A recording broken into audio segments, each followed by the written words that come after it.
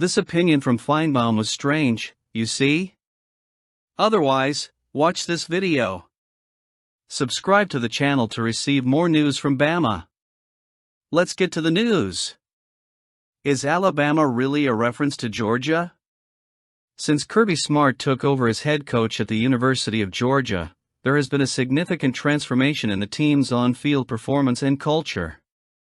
The Bulldogs have emerged as a dominant force in college football, racking up victories and reigniting the expectations of ardent fans. In recent years, the team has demonstrated almost undisputed dominance, establishing itself as a formidable opponent for any challenger. With a slight decline in Alabama's reign, some observers have begun to speculate whether Georgia is destined to become the sport's new dynasty. It will be?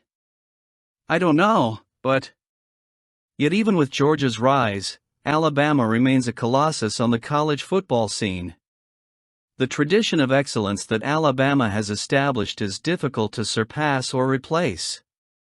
Paul Finebaum, sports commentator and host of the Paul Finebaum Show, recently shared his insights into the Bulldogs' potential.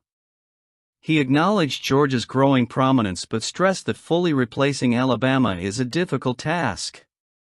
There is no replacement for Alabama, but Georgia is positioning itself as an increasingly powerful force in college football, Finebaum said. Starting in 2017, Alabama achieved consistent success that few teams have been able to replicate. Although many analysts believe the Bulldogs can come close, Alabama will continue to be the benchmark for opponents. New Alabama coach DeBoer quickly won over fans and media during his first season leading the Crimson Tide thanks to his close relationship with former coach Nick Saban.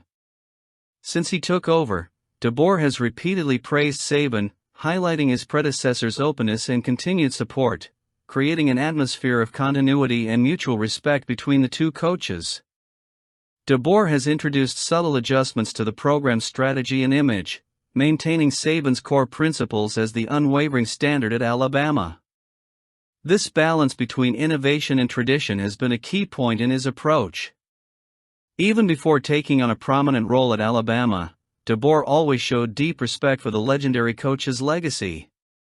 Throughout his career, including stints at universities and teams like Sioux Falls, Fresno State, Indiana and Washington, he has always shown admiration for Saban's success and methodology. In a recent interview on the Always College Football podcast with former Alabama quarterback and current ESPN analyst Greg McElroy, DeBoer discussed his lasting impressions of Alabama long before he considered an opportunity with the team. "It's always been about setting the standard," DeBoer said. "The pursuit of excellence in all aspects, on and off the field, is something I have always admired from afar." Like a true professional, DeBoer sought knowledge from the best, including Saban, to refine his skills. Now, as Alabama's head coach, he is in a position to demonstrate that he has learned those lessons well, embodying them visibly for fans and sports observers. DeBoer, supported by the legacy of Nick Saban, is making significant progress in the recruiting process, as we have been tracking. But, after all, is Finebaum right? I don't think so.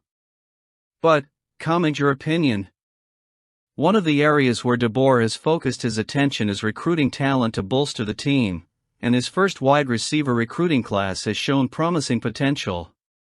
Among the most notable names is freshman Amari Jefferson, from Chattanooga, Tennessee, whose skills and versatility have been praised by the head coach. During SEC Media Days, DeBoer was asked about Jefferson and was full of praise for the young talent. "Amari arrived this summer and is extremely talented and highly touted," DeBoer said. "Simply versatile. You see with other sports and things we can do." The versatility mentioned by DeBoer refers not only to football, but also to Jefferson's potential in other sports, as he was initially committed to Tennessee to play baseball before switching to Alabama. Jefferson was ranked by the 247 Sports Composite as the number 35 player at his position in the class of 2024.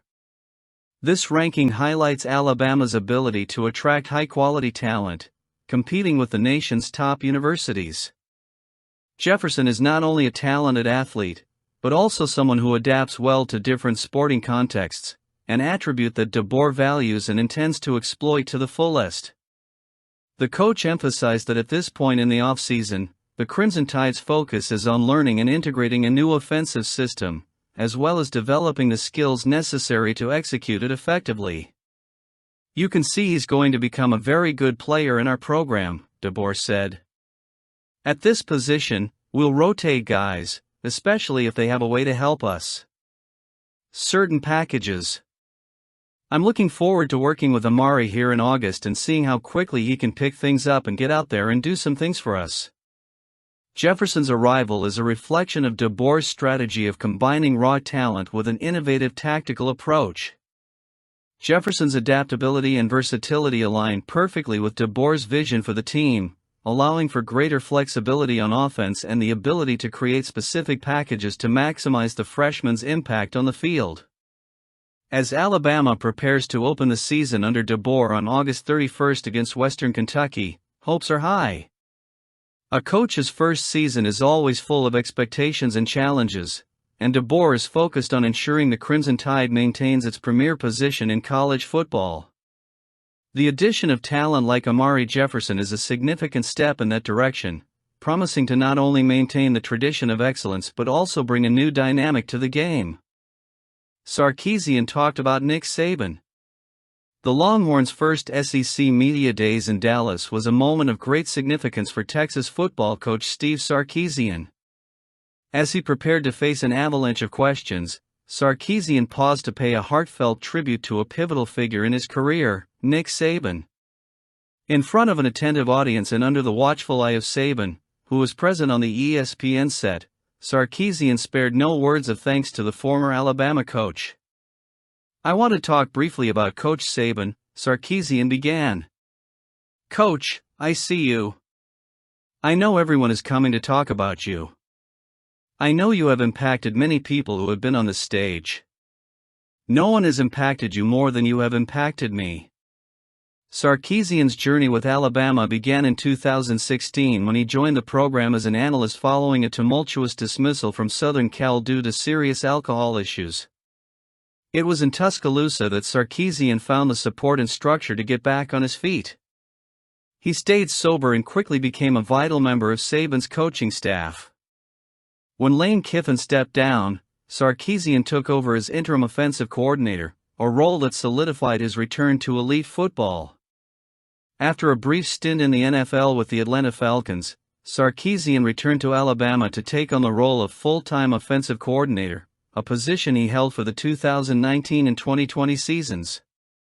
During that time, he not only refined his tactical skills, but also had cemented his respect for Saban's meticulous standard of excellence.